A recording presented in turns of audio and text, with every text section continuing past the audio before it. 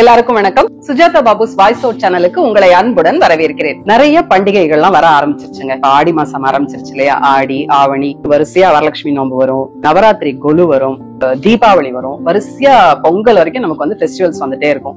எனக்கு ரொம்ப ரொம்ப பிடிச்ச விஷயம் என்ன தெரியுமா? இந்த ஃபெஸ்டிவல்ஸ் எல்லாம் செலிப்ரேட் பண்றது, அதுக்கு உண்டான ப்ரிப்பரேஷன்ஸ் எல்லாமேங்க. ஏன்னா ஒரு ஃபெஸ்டிவலும் ஒரு மாதிரி இருக்கும், அதுக்கு உண்டான ப்ரிப்பரேஷன்ஸ் வேற வேற மாதிரி இருக்கும். தீபாவளிக்கு அப்படின்னா நம்ம பட்டாசு எல்லாம் வாங்கி வைப்போம், புது ட்ரெஸ் எல்லாம் வாங்கிக்குவோம். அதே மாதிரி வரலட்சுமி நோன்பு அப்படின்னா வரலட்சுமிக்கு உண்டான அம்மன் சிலை, அம்மன் முகம், அவங்களுக்கு உண்டான பூ, விதவிதமான பூ அலங்காரம் அதெல்லாம் செஞ்சு அம்மனை வந்து நம்ம வீட்டுக்குள்ள வரவழைச்சு அவங்களுக்கு பூஜை எல்லாம் செஞ்சு எல்லாருக்கும் வெத்தலை பாக்கெல்லாம் கொடுக்கும்போது மன நிறைவா இருக்கும். இதை விட ரொம்ப ஸ்பெஷலான ஐட்டம் ஒண்ணு இருக்குங்க, நவராத்திரி. இந்த நவராத்திரி வந்து நான் சின்ன வயசுல இருக்கும்போது ஸ்ரீரங்கத்துல இருந்தோம். ஸ்ரீரங்கத்துல இருக்கும்போது பார்த்தா 11 படி வைப்பாங்க எங்க அம்மா. அவ்வளோ கொலுபொம்மைகள் இருக்கும். அப்ப ஸ்டெப்ஸ் எல்லாம் ஒண்ணும் இருக்காது.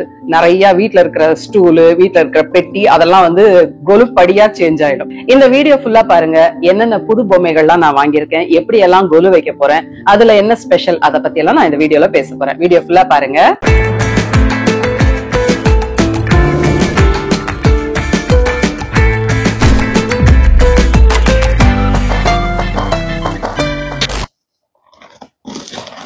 இது எங்க வாங்கினேன் அப்படின்னா, காஞ்சிபுரத்துல ஒரு கடை இருக்குங்க, ரெயின்போ ஆர்ட் கேலரின்னு. அவங்களோட வெப்சைட்டான www.navaratrigoludolls.com அப்படிங்கிற வெப்சைட்ல போய் ஆர்டர் பண்ணி வாங்குறேன்.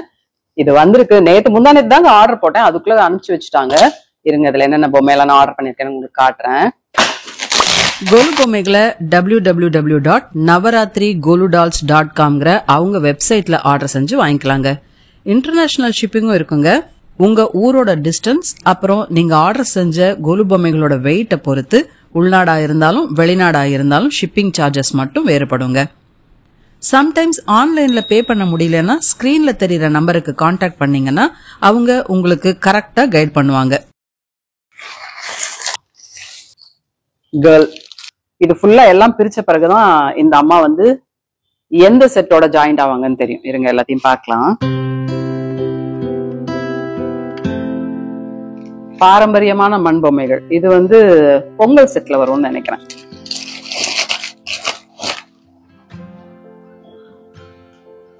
தமிழ் நியூஸ் பேப்பர் படிக்கிற மாதிரி இருக்கு. இவரால உட்கார முடியல, அதனால இருங்க, இவர் இப்படி வச்சிடலாம். இவர் உட்காரத்துக்கு ஒரு சீட் இருக்கும்.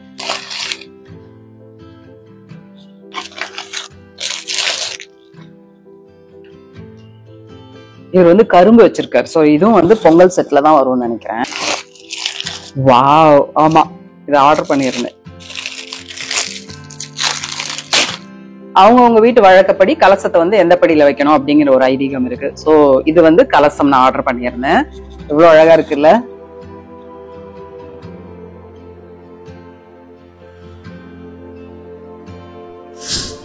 காஞ்சிபுரம் ரெயின்போ ஆர்ட் கேலரியில இருந்து இந்த நவராத்திரிக்கு நான் ஆர்டர் பண்ணி வாங்கின பொம்மைகள் எல்லாம் அன்பாக்ஸ் பண்ணியாச்சு.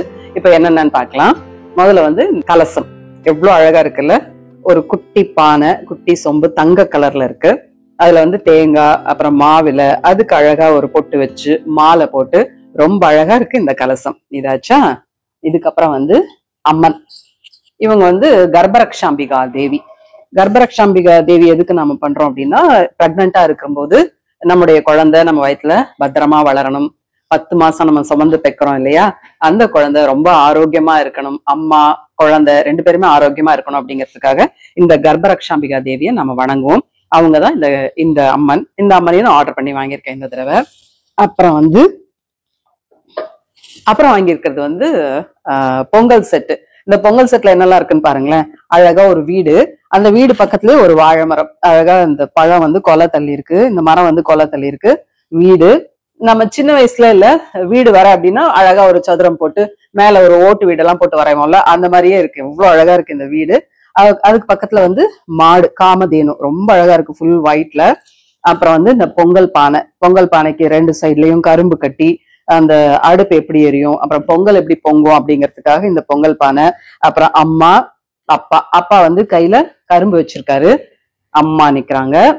அப்புறம் சாமி கும்பிடுறதுக்காக இந்த சாமிக்கு அழகா மாலை போட்டு, அப்புறம் ஒரு அண்ணா, ஒரு தங்க, அழகா ஒரு செட் மாதிரி இருக்குல்ல. இந்த கொலு பொம்மைகளை படியில வைக்கிறது மட்டும் இல்லைங்க, இந்த கொலுபொம்மையை ஏன் வச்சிருக்கோம், இந்த பொங்கல் ஃபெஸ்டிவல்லாம் என்ன அப்படின்னு வரவங்களுக்கு நம்ம விளக்குவோம். அது இல்லாம நம்ம வீட்டு இருக்கிற குழந்தைங்களுக்கு இதை பத்தி நம்ம சொல்லிட்டோம் அப்படின்னா அந்த குழந்தைங்களே இன்ட்ரெஸ்டா இங்க வாங்கல ஆண்டி இதெல்லாம் நாங்க வச்சிருக்கோம், இது வீடு, இது வந்து மாடு, இப்படிதான் பொங்கல் செலிப்ரேட் பண்ணுவோம் அப்படின்னு அவங்க வந்து அடுத்தவங்களோட இன்ட்ராக்ட் பண்றதுக்கும் ரொம்ப ஈஸியா இருக்கும். அப்படிங்கறதுனால இந்த மாதிரி பொம்மைகள்லாம் வச்சுட்டு நம்ம குழந்தைகள்கிட்ட விளக்கமா நம்ம சொல்லிடுவோம். இது ஆச்சா, இந்த பொங்கல் செட் ஆச்சா.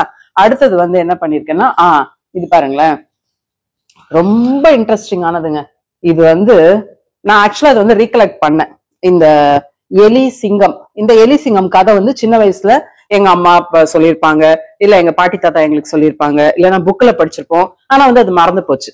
காட்டுல வந்து ஒரு சிங்கம் இருக்கும், அந்த சிங்கம் சாப்பிட்டுட்டு அப்படியே தூங்கிட்டே இருக்கும். அப்ப என்ன பண்ணும்னா இந்த எலி வந்து சிங்கம் தூங்கிட்டு இருக்கும் போது, சிங்கம் தூங்கிட்டே இருந்தா நமக்கெல்லாம் ஜாலி தானே அப்படின்னு சொல்லிட்டு எலி அது மேல அப்படியே விளையாடும், ஓடும், ஆடும்.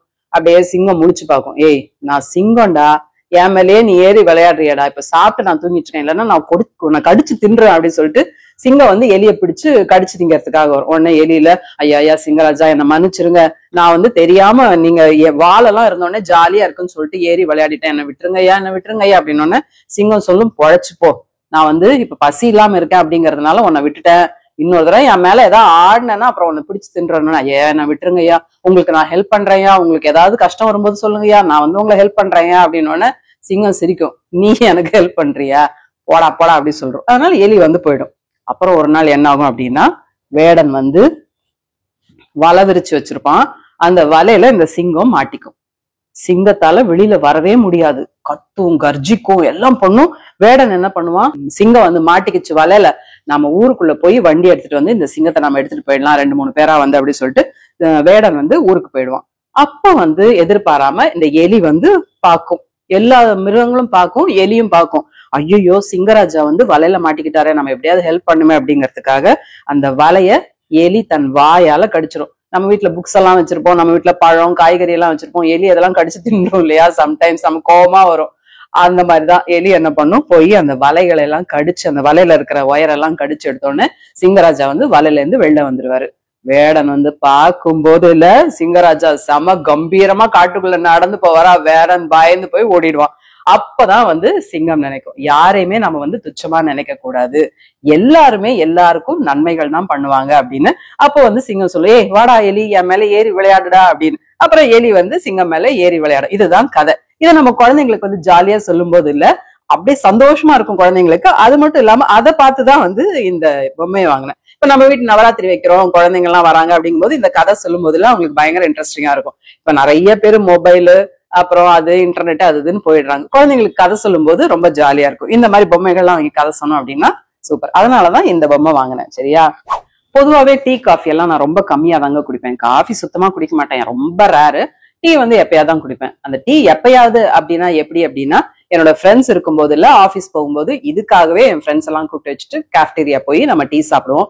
அந்த டீ சாப்பிடுறதுங்கிறது டேஸ்டுக்காக இல்லைங்க, அது ஒரு எமோஷன், ஒரு பாண்டிங். ஒரு ஃப்ரெண்ட்ஸோட நின்று டீ சாப்பிடுறோம் அப்படிங்கிறது பாண்டிங். அதை ஞாபகப்படுத்திட்டு தான் நான் வந்து இந்த டீ கடையை வாங்கினேன், இந்த பொம்மைகளை நான் வாங்கினேன். டீ ஷாப் என்னன்னா, இவர் வந்து டீ மாஸ்டர் நிக்கிறாரு, பாய்லர்ல வந்து டீ, இதுல வந்து பால் காஞ்சிட்டு இருக்கு, இதுல வந்து டிகாஷன் இருக்கு. இந்த பால் எடுத்து ரெண்டையும் மிக்ஸ் பண்ணி டீ போடுவாரு. இங்க ஒருத்தர் வந்து டீ சாப்பிட்டே இருக்காரு. டீ கடை அப்படின்னாலே ஒரு பெஞ்சு, அதுல ஒரு ஆள் உட்காந்து பேப்பர் படிச்சுட்டே இருக்காரு. தமிழ் பேப்பர் இல்லையா, தமிழ் நியூஸ் பேப்பர், செய்தித்தாள் வச்சுட்டு இன்றைய முக்கிய செய்திகள் அப்படின்னு நான் மட்டும் இல்லைங்க, அவரும் எல்லாருக்கும் வந்து சொல்லிட்டே இருக்காரு. அவர் படிக்கிறது மட்டும் இல்ல, ஊர்ல இருக்கிற எல்லாருக்குமே இங்க பாரியா இந்த மாதிரி ஒரு செய்தி வந்திருக்கு, அந்த மாதிரி ஒரு செய்தி வந்திருக்குன்னு. டீ கடை பெஞ்சுனாலே செம்மையா இருக்கும், கலாட்டாவா. இந்த பேப்பர்ல இருக்கிற நியூஸ் மட்டும் இல்லைங்க, பக்கத்து வீட்டு எடுத்து விட்டு நியூஸ் எல்லாமே அங்க வந்து டீ மாதிரி ஆத்திடுவாங்க. அப்புறம் இவர் வந்து பக்கத்து கடையில சேர் போட்டு உட்காந்துருக்காரு. இதுல வந்து பேக்கரி ஐட்டம்ஸ் எல்லாம் இருக்கு, அழகா பன்னு, அப்புறம் இது என்னமோ வச்சிருக்காரு, அப்புறம் இது வந்து ஒரு கேக், அதெல்லாம் வச்சிருக்காரு. இவரும் வியாபாரத்துக்காக இங்க டீ வாங்குறவங்க எல்லாருமே இங்க போய் இவர்கிட்ட ஒரு ரொட்டி வாங்கி சாப்பிடுவாங்க. சோ இந்த ஐட்டம்ஸ் எல்லாம் தான் இந்த தடவை நான் ஸ்பெஷலா வாங்கியிருக்கேன்.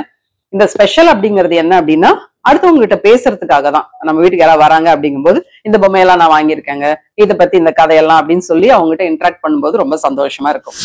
இந்த நவராத்திரி கொலு பொம்மைகள் எல்லாமே காஞ்சிபுரத்துல இருக்கிற ரெயின்போ ஆர்ட் கேலரியில அவங்களோட வெப்சைட்டான www.navaratrigoludolls.comல ஆர்டர் பண்ணி தாங்க வாங்கினேன். நேர்ல போகவே இல்லைங்க. அவங்களுடைய வெப்சைட் போனாலே என்னென்ன பொம்மைகள் இருக்கு, என்னென்ன விலை அப்படிங்கறது எல்லாமே அதுல டீடைல்ஸா கொடுத்துருக்காங்க.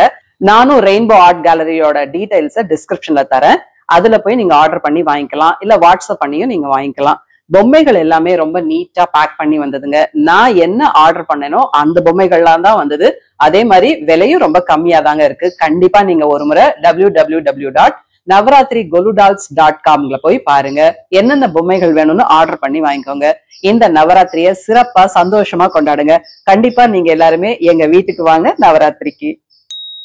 என்ன நேயர்களே, இந்த வீடியோ கண்டிப்பா உங்களுக்கு யூஸ்ஃபுல்லா இருந்திருக்கும்னு நம்புறேன். மேலும் மற்றொரு வீடியோவில் சந்திக்கிறேன். அதுவரை உங்களிடமிருந்து விடைபெறுவது சுஜாதா பாபு. நன்றி, வணக்கம்.